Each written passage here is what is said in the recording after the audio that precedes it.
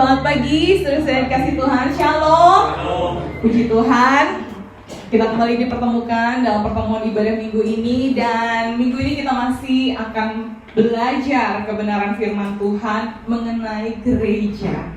Kenapa sebenarnya kita ada di tempat ini? Kenapa saudara yang masih batuk-batuk, tenggorokan sakit, mungkin saudara agak meriang pusing, kenapa saudara masih tetap mau datang ke gereja di tengah kelemahan saudara? Saudara perlu memahami dasar dengan benar supaya kita bisa melakukannya sesuai dengan yang Tuhan inginkan. Nah, minggu ini kita akan melanjutkan surat Efesus, di mana pada waktu itu kemarin saya sudah sampaikan bahwa gereja Efesus adalah gereja yang lagi bermasalah, ya. Jemaat di sana membenci satu sama lain. Tapi Rasul Paulus sebagai perintis gereja Efesus memberikan konsep gereja yang benar. Dan kemarin kita sudah membahas di Efesus pasal 2, dan hari ini kita akan membahas di Efesus pasal yang keempat, ayat 1-16. Dan saya beri judul firman Tuhan pagi ini, gereja adalah tubuh. Kita akan membaca ayat ini bergantian. Dan sembari saudara membuka Alkitab, saya mau ingatkan minggu lalu di dalam Efesus pasal 2 kita belajar bahwa gereja adalah rumah, ya, rumah di mana kita semua adalah satu keluarga. Amin, saudara. Kita semua sama-sama orang berdosa. Tidak boleh ada di dalam gereja yang merasa bahwa dirinya lebih benar daripada yang lain, dirinya lebih hebat daripada yang lain. Karena kita semua sama-sama orang yang berdosa, sama-sama orang yang mati dan dihidupkan oleh Tuhan. Maka firman Tuhan berkata tidak ada orang asing di gereja. Dan tidak boleh ada orang yang merasa asing di gereja. Tetapi selain gereja adalah rumah kita, gereja juga adalah rumah Tuhan, di mana Tuhan berdiam di tengah-tengah kita. Dan setiap kali saudara datang ke gereja, saudara diingatkan akan betapa agungnya Tuhan, betapa dahsyatnya kuasa, kasih, keadilan, dan segala sesuatu mengenai Dia. Dan itulah gereja. Nah, minggu ini kita akan belajar, selain rumah, gereja juga ternyata adalah tubuh. Nah, apa maksudnya? Kita baca bergantian. Semua sudah mendapat, katakan amin. Ayat 1 sampai ayat 16 saya akan baca ayat 1, saudara membaca ayat yang genap. Demikian bunyi firman Tuhan. Sebab itu aku menasehatkan kamu, aku orang yang dipenjarakan karena Tuhan, supaya hidupmu sebagai orang-orang yang telah dipanggil berpadanan dengan panggilan itu. Hendaklah kamu selalu rendah hati, lemah lembut dan sabar. Tunjukkanlah kasihmu dalam hal saling membantu. Dan berusahalah memelihara kesatuan roh oleh ikatan damai sejahtera. Satu tubuh dan satu roh, sebagaimana kamu telah dipanggil pada satu pengharapan yang terkandung dalam panggilan. Satu Tuhan, satu iman, satu baptisan. Satu Allah dan Bapa dari semua, Allah yang di atas semua dan oleh semua dan di dalam semua. Tetapi kepada kita masing-masing telah dianugerahkan kasih karunia menurut ukuran pemberian Kristus. Itulah sebabnya katakan, tatkala Ia naik ke tempat tinggi, Ia membawa tawanan-tawanan, Ia memberikan pemberian-pemberian kepada manusia. Bukankah Ia telah naik berarti bahwa Ia juga telah turun ke bagian bumi yang paling bawah? Ia yang telah turun, Ia juga yang telah naik jauh lebih tinggi daripada semua langit, untuk memerlukan segala sesuatu. Dan Ialah yang memberikan baik rasul-rasul maupun nabi-nabi, baik pemberita-pemberita Injil maupun gembala-gembala dan pengajar-pengajar, untuk melengkapi orang-orang kudus bagi pekerjaan pelayanan bagi pembangunan tubuh Kristus. sampai kita semua telah mencapai kesatuan iman dan pengetahuan yang benar tentang anak Allah, kedewasaan penuh dan tingkat pertumbuhan yang sesuai dengan kepenuhan Kristus. Sehingga kita bukan lagi anak-anak yang diulang-ulangikan oleh perubahan pengajaran, oleh permainan palsu manusia dan kejijikan mereka yang menyesatkan. tetapi dengan teguh berpegang kepada kebenaran di dalam kasih kita, bertumbuh di dalam segala hal ke arah Dia, Kristus yang adalah kepala. Daripada yang masuk itu, yang kami tersusun dan tidak menjadi satu oleh perbedaan semua bagian, sesuai dengan kadar pekerjaan tiap-tiap anggota, menerima pertumbuhannya dan membangun dirinya dalam kasih. Amin. Saya dikasih Tuhan, saya rasa di gereja ini ada banyak daripada saudara yang sudah sadar akan kesehatan. Ada beberapa dari saudara yang cukup ketat di dalam makanan. Apa yang saudara makan itu saudara ketat, saudara selektif dengan baik. Beberapa dari saudara olahraga secara teratur, ya kan? Bahkan ada yang sangat aktif membagikan di WhatsApp, ya, makanan yang menyebabkan kanker, ya. Atau 5 tips untuk meningkatkan sistem kekebalan tubuh terhadap virus corona, ya. Kalau saudara orang tuanya punya WhatsApp, pasti saudara paham siapa yang mengirimkan tips-tips itu, ya saudara. Nah, dan itu baik. Kita ingin merawat tubuh kita supaya kita hidup sehat dan menjalankan pekerjaan tanggung jawab kita dengan baik. Tetapi kalau untuk tubuh jasmani saja kita begitu concern, kalau untuk tubuh jasmani saja kita peduli, bagaimana dengan tubuh yang lain?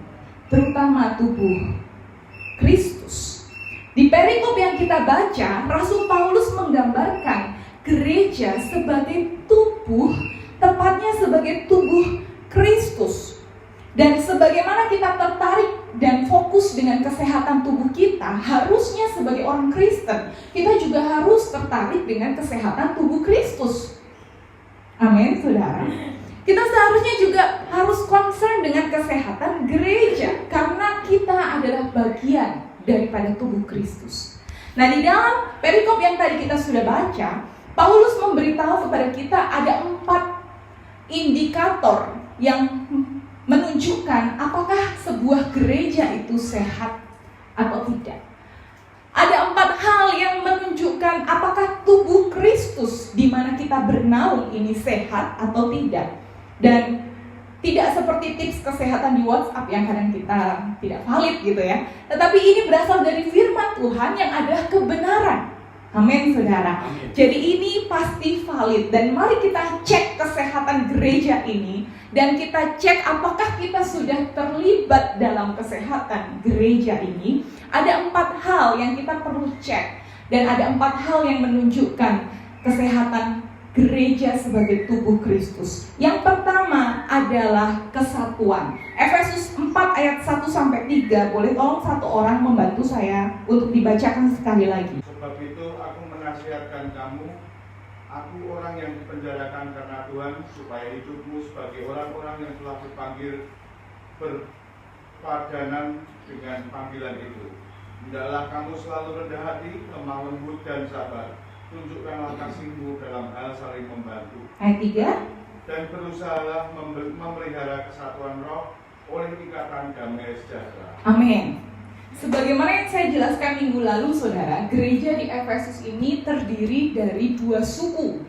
Suku Yahudi, orang-orang Yahudi, dan orang-orang dari Yunani.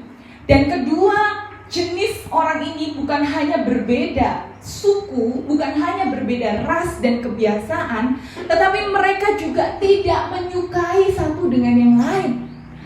Mereka gak mau bercakap-cakapan di gereja. Mereka gak mau tanya kabarnya. Bahkan bermusuhan. Kira-kira menurut saudara, solusi yang paling cepat untuk permasalahan ini gimana? Di gereja ada 2 kelompok, Yahudi dan Yunani, dan mereka nggak mau cakapan satu sama lain. Solusi yang cepat untuk permasalahan ini apa? Dipisah, betul. Ini adalah solusi yang cepat. Ya udahlah, mending kita pisah aja. Kamu mendirikan gereja khusus Yahudi, kamu mendirikan gereja khusus Yunani. Selesai bukan permasalahan? Tetapi Alkitab tidak memberikan solusi yang demikian. Solusi untuk masalah perbedaan ini bukanlah memisahkan mereka menjadi 2 gereja yang berbeda. Tetapi solusi dari permasalahan ini apa? Firman Tuhan di ayat yang pertama dikatakan, aku menasehatkan kamu supaya hidupmu itu sebagai orang-orang yang udah dipanggil Harusnya sesuai dengan panggilan itu. Dengan hal apa? Ayat 3, memelihara kesatuan roh. Paulus tidak ingin memisahkan Yunani dan Yahudi, enggak. Karena itu berarti bukanlah sebuah gereja.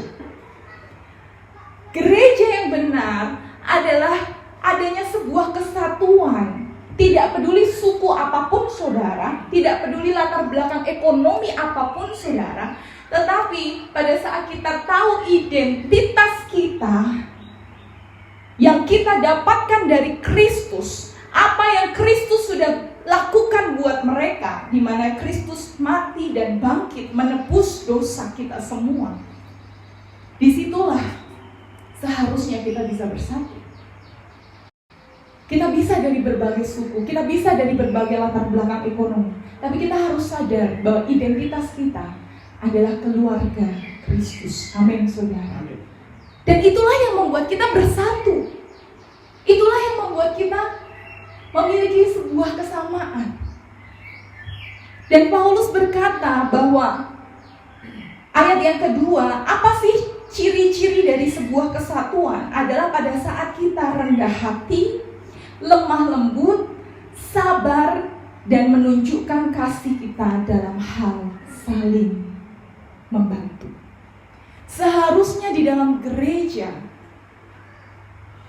kesatuan yang ditunjukkan dari identitas dilakukan dengan ayat yang kedua ini.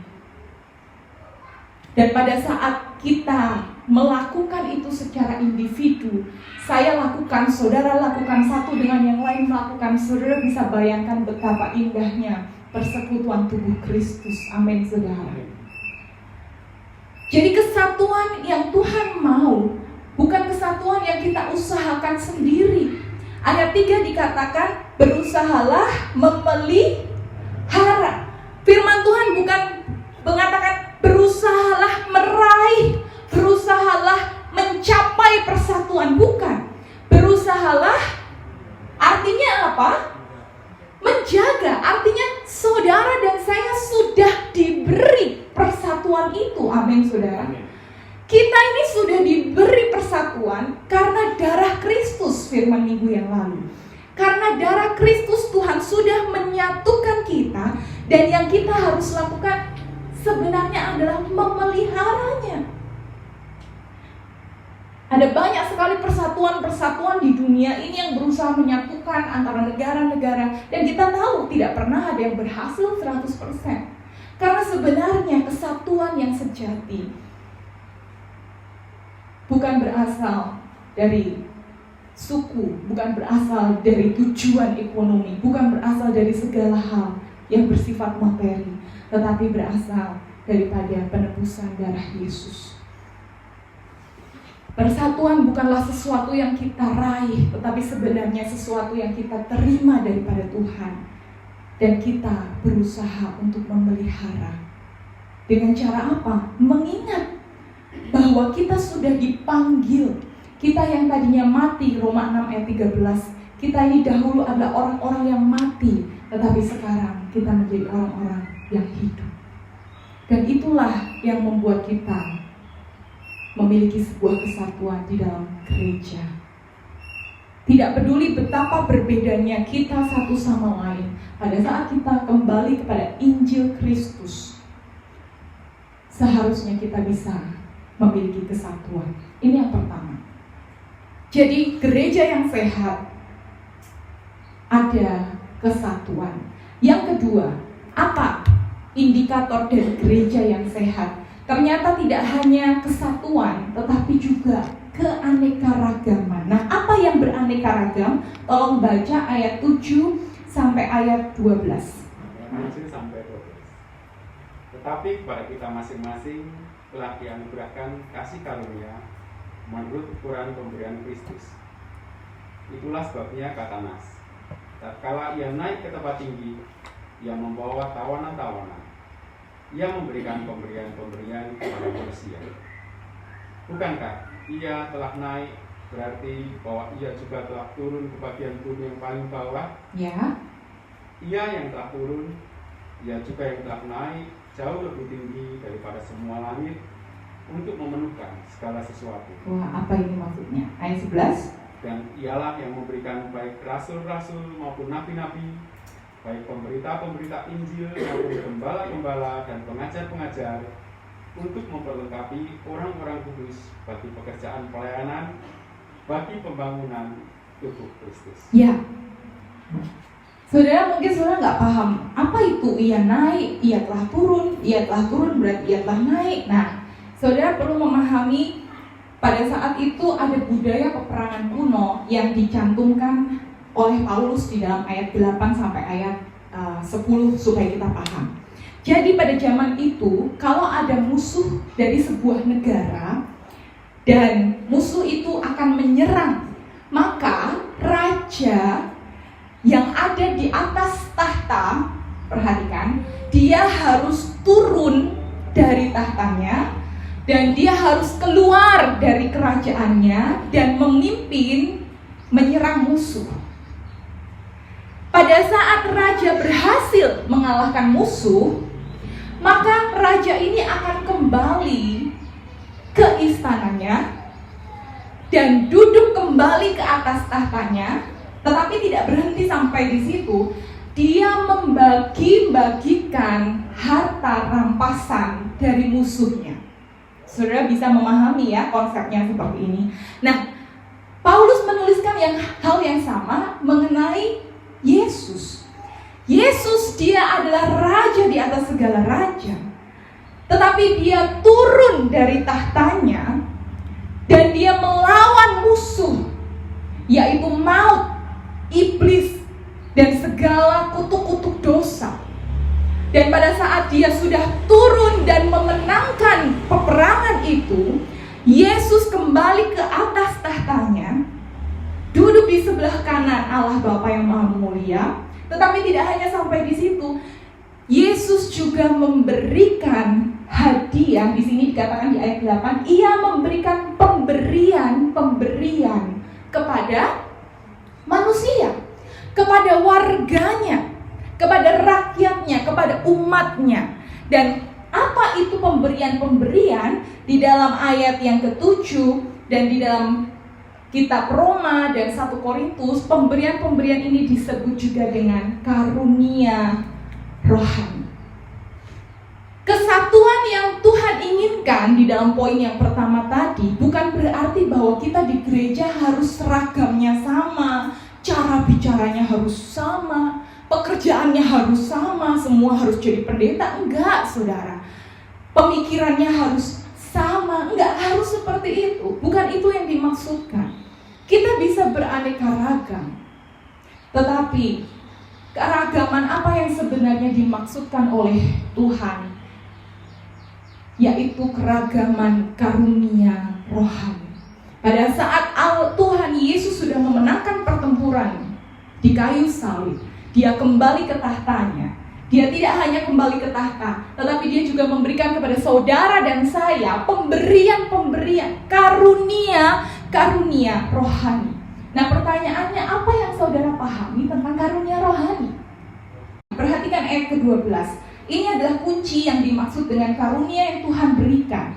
Di dalam ayat 12 dikatakan untuk memperlengkapi orang-orang kudus bagi pekerjaan pelayanan, bagi pembangunan tubuh Kristus.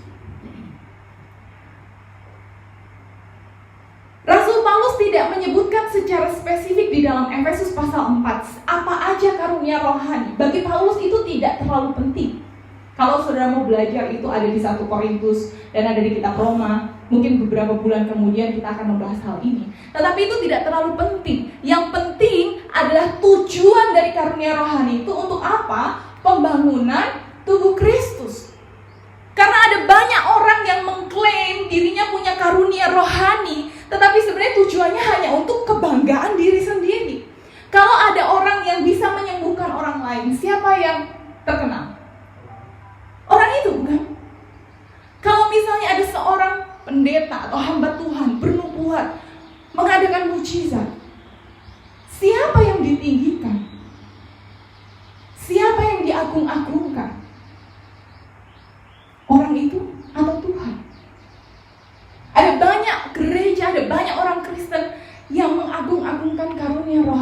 tanpa paham sebenarnya tujuannya itu apa. Coba lihat 1 Korintus 12 supaya saudara lebih paham.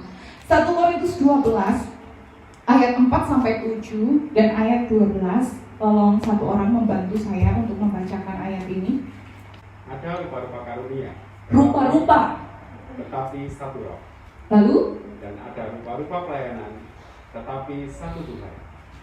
Dan ada berbagai-bagai perbuatan ajaib, tetapi Allah adalah satu yang mengerjakan semuanya dalam semua orang. ayat 7 perhatikan.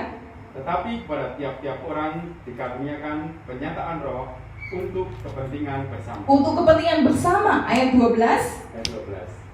Karena sama seperti tubuh itu satu dan anggota-anggotanya banyak, dan segala anggota itu sekalipun banyak merupakan satu tubuh, demikian pula Kristus. Nah, di sini Paulus menjelaskan memang ada banyak karunia.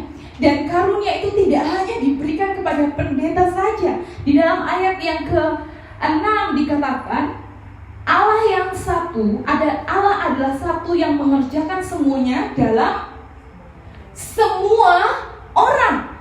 Dan ayat 7 juga dikatakan tetapi kepada tiap-tiap orang dikaruniakan pernyataan roh.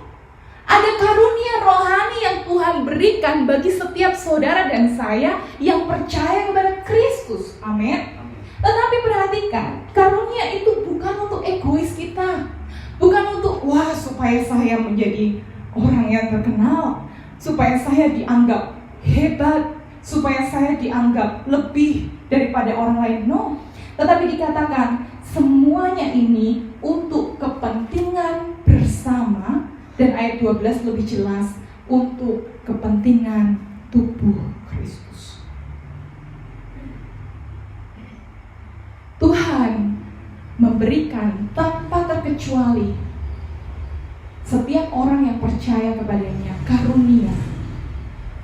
Ada banyak sekali karunia-karunia. Ada karunia untuk menguatkan, ada karunia memberi, ada karunia mengajar, ada karunia memberikan belas kasihan, dan ada banyak sekali karunia. Tapi itu nggak penting. Yang penting tujuannya untuk apa? Tujuan dari karunia-karunia ini bukanlah untuk penggunaan yang egois, tetapi untuk kepentingan bersama.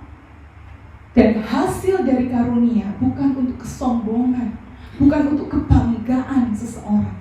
Wah, saya sudah bisa melakukan mujizat. Wah, saya sudah bisa memberi kepada banyak orang. Wah, saya sudah bisa mengajar kepada banyak orang. Bukan seperti itu. Bukan saya. Tetapi bagaimana karunia yang Tuhan kasih itu kita pakai untuk pertumbuhan bersama di dalam keserupaan dengan Kristus. Gereja yang sehat, di dalam gereja yang sehat harusnya ada banyak sekali karunia yang Tuhan beri. Dan semuanya ini punya peranan yang berbeda-beda. Firman Tuhan tadi dikatakan, sama seperti tubuh itu satu, tapi anggota-anggotanya banyak. Di dalam gereja ini ada banyak anggota, dan saya percaya setiap saudara, sadar atau enggak sadar, yang percaya kepada Yesus, beriman kepada Dia, sebenarnya diberikan karunia untuk membangun satu sama lain. Amin. Amin. Gereja bukanlah one man show di mana saya adalah yang segalanya. Enggak. Firman Tuhan di dalam Efesus tadi dikatakan, Ia memberikan baik rasul-rasul, nabi-nabi, pemberita Injil, gembala-gembala, pengajar-pengajar. Tugasnya untuk apa sebenarnya? Di sini dikatakan memperlengkapi orang-orang kudus bagi pekerjaan pelayanan. Di tugas pemimpin-pemimpin itu adalah memperlengkapi orang kudus. Siapa orang-orang kudus? Saudara, orang-orang yang sudah dibenarkan, dikuduskan oleh darah Yesus, diperlengkapi untuk pekerjaan pelayanan, untuk memberitakan firman. Tetapi sebenarnya yang melakukan pekerjaan pelayanan sebenarnya siapa? Kita semua. Semua daripada kita. Gereja yang sehat seharusnya semuanya bergerak untuk melayani satu sama lain, menggunakan karunia-karunia yang Tuhan berikan.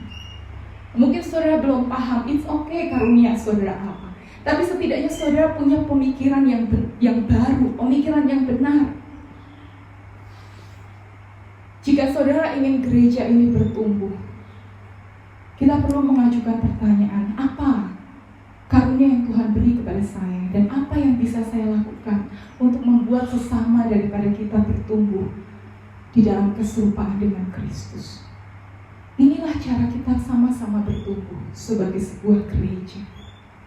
Bukan semuanya senternya adalah pendeta. Dan itulah yang menjadi poin yang ketiga dari gereja yang sehat. Gereja yang sehat yang ketiga ada kedewasaan. Tolong ayat 13-14 dibacakan satu orang. Kita semua telah mencapai kesatuan iman dan pengetahuan yang benar tentang anak Allah, kedewasaan penuh dengan pertumbuhan yang sesuai dengan kepenuhan Kristus. Sehingga kita bukan lagi anak-anak yang diombang-ambingkan oleh rupa-rupa angin pengajaran, oleh permainan palsu manusia dalam kelicikan mereka yang menyesatkan. Amin. Saudara dikasih Tuhan, tahun 2021 bulan Oktober, Tuhan memberikan kepada saya dengan suami saya seorang bayi yang lucu, namanya Karis ya. Dan saat ini di tahun 2023 ini dia udah usianya 1 tahun lebih. Waktu saya buka-buka galeri HP saya, ya kalau udah punya anak, wah handphonenya isinya anaknya semua. Ih lucu ya, waktu dulu kecil belum bisa apa-apa, masih di box gitu ya. Rasanya tuh lucu sekali. Tapi saya ingin saudara bersama-sama membayangkan kalau di tahun 2030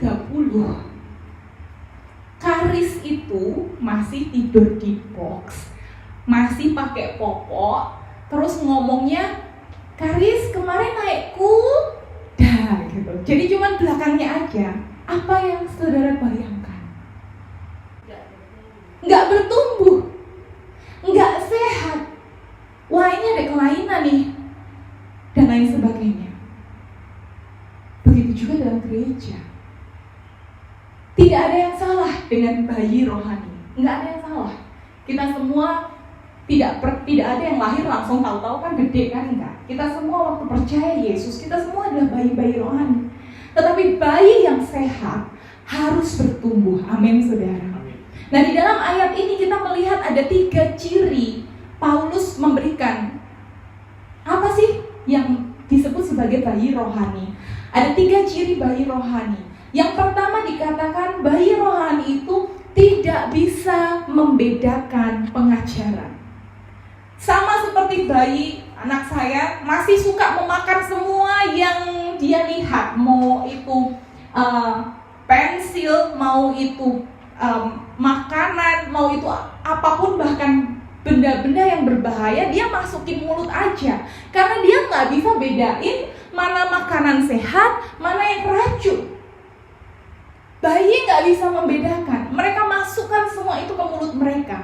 Hal yang sama berlaku dengan bayi rohani, orang-orang Kristen yang ada di gereja, tapi nggak bisa bedain mana pengajaran yang benar, mana pengajaran yang salah. Semua, apalagi sekarang dengan adanya TikTok, short video di YouTube, semua pendeta yang kelihatannya enak didengar, saudara telan itu mentah-mentah, saudara dengar semua pendeta, saudara dengar semua khotbah, dan saudara setuju dengan semuanya, tanpa tahu ada Injil-Injil lain yang tidak sesuai dengan Tuhan.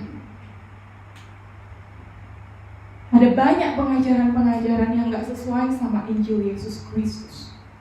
Tapi kita rasa, oh that's good, itu enak di telinga kita, dan kita gak bisa bedain. Kita terima semuanya mentah-mentah. Di dalam Kisah Para Rasul, di situ dijelaskan ada satu kelompok gereja namanya gereja Berea. Di situ dikatakan gereja Berea adalah gereja yang baik karena mereka menyelidiki semua apa yang diajarkan oleh pengkhotbah sesuai dengan firman Tuhan atau tidak. Dan itu yang seharusnya dilakukan gereja yang dewasa. Jadi yang pertama, ciri bayi rohani adalah kalau saudara nggak bisa bedain mana yang benar sama mana yang salah, pengajaran yang sesuai dengan firman mana yang tidak. Lalu yang kedua, bayi rohani ini berpusat kepada diri sendiri. Bayi itu sangat egois, saudara. Kalau anak saya kepengen lihat P itu HP, PP gitu kan, nggak boleh, nanti makan dulu, nggak bisa. Bayi itu nggak punya konsep menunggu, itu nggak bisa. Yang dia mau, dia harus dapatkan. Kalau dia nggak dapatkan, maka dia akan menangis, tantrum, wah gitu. Dan dia nggak suka berbagi mainan. Kalau sekolah minggu kan sepupunya, ponakan saya yang hampir sedikit umuran dengan dia, Alona, dia kan punya tas gitu kan. Hampir bisa dipastikan setiap sekolah minggu rebutan tas. Aku mau, nggak mau. Ya akhirnya si gede yang agak ngalah. Tapi jangan dijilat-jilat ya gitu. Tapi itulah bayi. Bayi itu nggak ada konsep berbagi. Tidak ada konsep menunggu. Pokoknya aku mau, ini punyaku, ini inginku, sekarang juga. Nah, bayi rohani juga demikian, saudara. Bagaimana kita tahu kita masih bayi rohani adalah kalau semua yang kita mau, semua yang kita kerjakan, semua yang kita doakan, semua yang kita usahakan, pusatnya adalah aku, dan aku.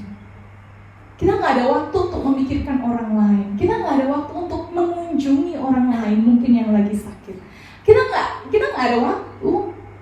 Yang kita pikirkan adalah apa yang nyaman bagi kita, apa yang menurut kita baik, apa yang menguntungkan buat kita. Bahkan datang ke gereja juga dengan tujuan yang sama. Bagaimana saya bisa diberkati Tuhan di gereja ini? Kalau saya tidak diberkati secara materi, ya saya tidak akan datang. Apapun pengajarannya. Itulah bayi rohani. Bayi rohani berpusat pada diri sendiri. Dan yang ketiga, di ayat ini juga diajarkan, bayi rohani itu tidak stabil. Bayi karis itu tidak punya rentang perhatian yang panjang. Jadi kalau dia dikasih mainan, paling cuma bertahan 5, maksimal 10 menit lah. Habis itu nanti dia pindah lagi. Loh ini nggak selesai. Iya pokoknya dia nggak mau, dia nanti pindah ke lain lagi. Nanti habis itu paling cuma 1 menit, nanti habis itu dia pindah ke yang lain, orek-orek, habis itu dia buang lagi, dia pindah lagi. Itu bayi. Cepat bosan, gampang ketawa, tapi gampang juga nangis. Ya, bayi rohani juga demikian. Bayi rohani itu nggak stabil. Minggu ini aku mengasihi Tuhan, oh Tuhan kau luar biasa. Minggu besoknya, gimana sih Tuhan itu? Kenapa sih terjadi seperti ini? Dalam satu momen kita merasa, oh Tuhan itu dekat, oh rasanya Tuhan itu melindungi. Tapi di hari yang berikutnya, Tuhan itu memang jauh, Tuhan itu gak peduli. Dan lain sebagainya, tidak stabil. Mereka gak ngerti bagaimana penyertaan Tuhan di dalam setiap momen, di dalam setiap musim, baik musim enak maupun tidak enak. Mereka nggak bisa melihat itu. Dan itulah ciri bayi rohani. Tidak stabil, terombang-ambing. Dan ini adalah ciri-ciri dari bayi rohani. Sesuai dengan Efesus 4 ayat 14. Nah, apa artinya bagi gereja? Bagi gereja, pertama kita perlu memahami bahwa memang ada banyak orang Kristen yang belum dewasa di dalam gereja. Dan tidak apa-apa. Bukankah kita semua punya umur yang berbeda satu dengan yang lain? Bukankah kita punya proses yang berbeda satu dengan yang lain? Tidak apa-apa. Tetapi yang kedua, kita jangan puas kalau kita masih bayi. Kita tidak boleh puas dengan ketidakdewasaan rohani. Kita harus belajar untuk dewasa. Kita harus belajar untuk bertumbuh. Dan tadi di poin yang kedua, bukankah Tuhan sudah memberikan karunia? Tuhan sudah memberikan terutama Roh Kudus. Tidak bisa di antara kita berkata, aku gak bisa berubah, aku memang dari dulu sudah seperti ini. Gak bisa. Karena kita semua adalah orang-orang yang sudah diubahkan oleh Kristus. Amin, saudara. Dan kita semua bisa dewasa. Kita semua bisa bertumbuh. Jadi yang ketiga, gereja yang sehat adalah gereja yang dewasa. Kalau misalnya ada orang yang datang masih bayi rohani, ya gak apa-apa. Sebagai hamba Tuhan, saya akan mengusahakan supaya bayi rohani ini bertumbuh. Saya percaya setiap dari kita juga punya prosesnya masing-masing. Tapi kita gak boleh bersembunyi, ya kan aku masih proses, ya kan aku memang begini. Enggak, kita terus harus bertumbuh dan harus didewasakan oleh Kristus. Amin, saudara. Dan yang terakhir, gereja yang sehat. Bagaimana supaya kita bisa dewasa bersama-sama? Yang keempat, kita perlu punya komunitas. Ayat 15 dan 16 tolong dibacakan. Tetapi dengan teguh berpegang kepada kebenaran di dalam kasih, kita bertumbuh di dalam segala hal ke arah Dia, Kristus yang adalah kepala. Kristus yang adalah kepala.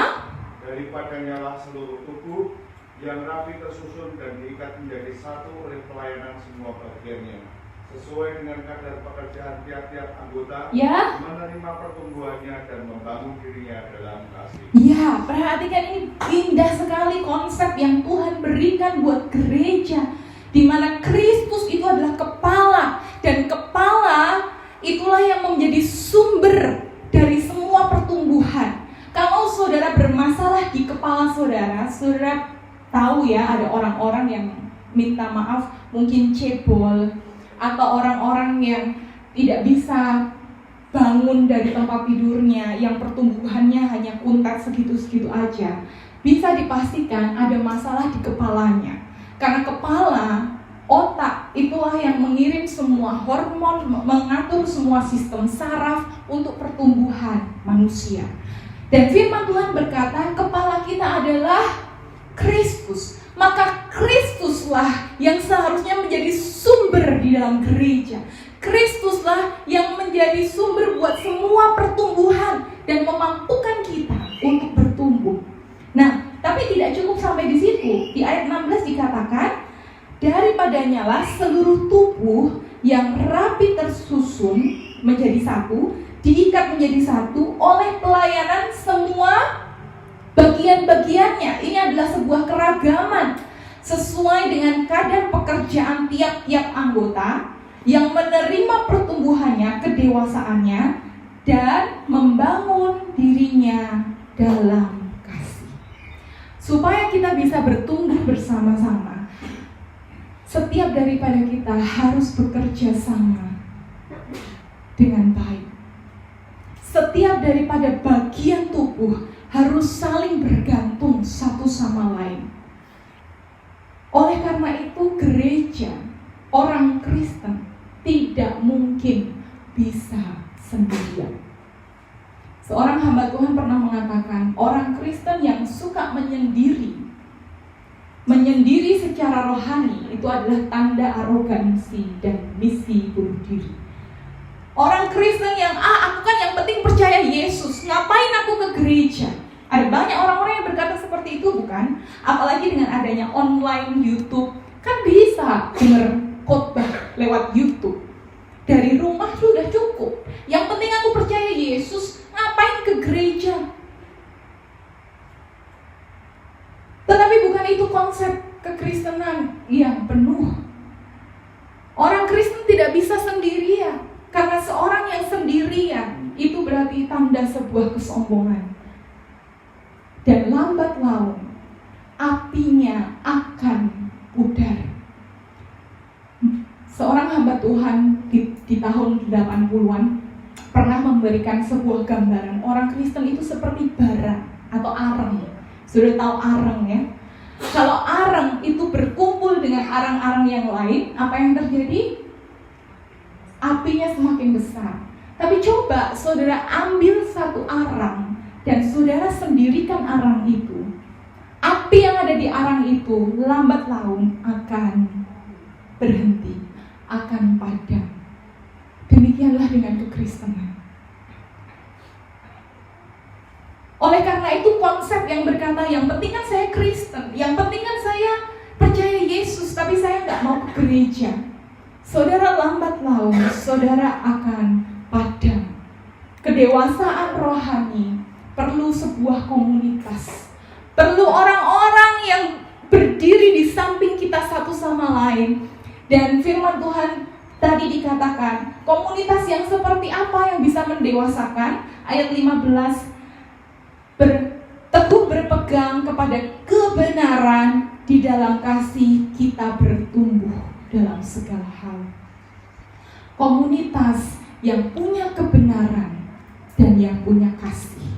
Ada banyak komunitas di dunia ini, komunitas skateboard, komunitas hobi, dan lain sebagainya. Bahkan di gereja ada banyak komunitas. Tapi firman Tuhan yang berkata, komunitas yang bisa membuat kita bertumbuh, pada saat di dalam komunitas itu ada kebenaran, tapi nggak cuma kebenaran, ada kasih. Kasih tanpa kebenaran. Saudara bayangin ya, ada orang yang giginya itu kotor kena mungkin lipstik. Terus habis itu orang itu ngomong gitu kan. Saudara akan mengatakan hal yang benar atau aduh sungkan nggak enak kalau saya ngomong, nanti orang itu tersinggung. Kalau saudara tidak memberitakan kebenaran kepada orang tersebut, maka apa yang terjadi? Giginya pasti akan kotor terus, ya kan? Ya itulah bayi rohani ya. Itu gambaran bayi dan memang bayi. Nah, jadi saudara bayangin ya, kasih. Saudara mengasihi, saudara sungkan, aduh gak enak kalau ngomong kebenaran nanti dia marah, nanti dia tersinggung. Maka apa yang terjadi? Orang itu tetap dengan kekotorannya, betul? Dan apa yang terjadi? Mungkin di depan kelihatannya baik, tapi di belakang ada banyak orang yang membicarakan. Kasih tanpa kebenaran hasilnya akan menjadi munafik. Tapi kebenaran tanpa kasih, perhatikan. Saudara menyatakan kebenaran. Kamu itu harusnya rajin olahraga. Kamu tuh harusnya baca Alkitab. Kamu tuh harusnya begini, begitu, dan lain sebagainya. Tapi saudara gak punya hubungan dengan dia. Saudara gak pernah menunjukkan kasih kepada dia. Apa yang terjadi? Orang itu pasti akan marah. Kamu tuh ngapain ngomong sama saya? Kasih nasihat saya, kamu gak pernah ngapa-ngapain, kamu gak pernah mengasihi saya. Kebenaran tanpa kasih akhirnya menjadi melukai satu dengan yang lain. Oleh karena itu firman Tuhan mengajar di dalam komunitas kita perlu dua hal, kebenaran dan kasih. Tapi masalahnya seringkali kita gagal bukan untuk mengasihi dan menunjukkan kebenaran. Bagaimana agar kita bisa menjadi sehat secara gereja? Kita bisa bersatu, kita punya keragaman karunia untuk membangun satu sama lain. Kita punya kedewasaan dan juga komunitas. Tidak lain dan tidak bukan, kita harus kembali kepada Injil. Injil adalah satu-satunya dasar bagi gereja kita. Tidak kebetulan Tuhan menaruh gereja ini di dalam sebuah denominasi Injil sepenuh. Supaya apa? Supaya kita terus kembali dan terus kembali kepada dasar dari gereja kita, yaitu Injil. Dan bukan Injil yang setengah-setengah, bukan hanya kasih aja. Oh, Tuhan sudah mengasihi saudara, silakan berbuat dosa seenaknya, saudara pasti tetap dikasih. Enggak setengah-setengah. Ada kasih, tapi juga ada kebenaran. Kalau dosa itu tetap dosa, tetapi ada anugerah untuk saudara berubah, ada anugerah untuk saudara bertumbuh. Dan Injil kita lihat terutama di kayu salib. Di kayu salib Tuhan menunjukkan kebenaran bahwa orang yang berdosa harus mati. Itu kebenaran. Tetapi di dalam kayu salib, di atas kayu salib itu juga ada kasih, di mana kita tidak harus mati, tapi Yesus yang menggantikan kita.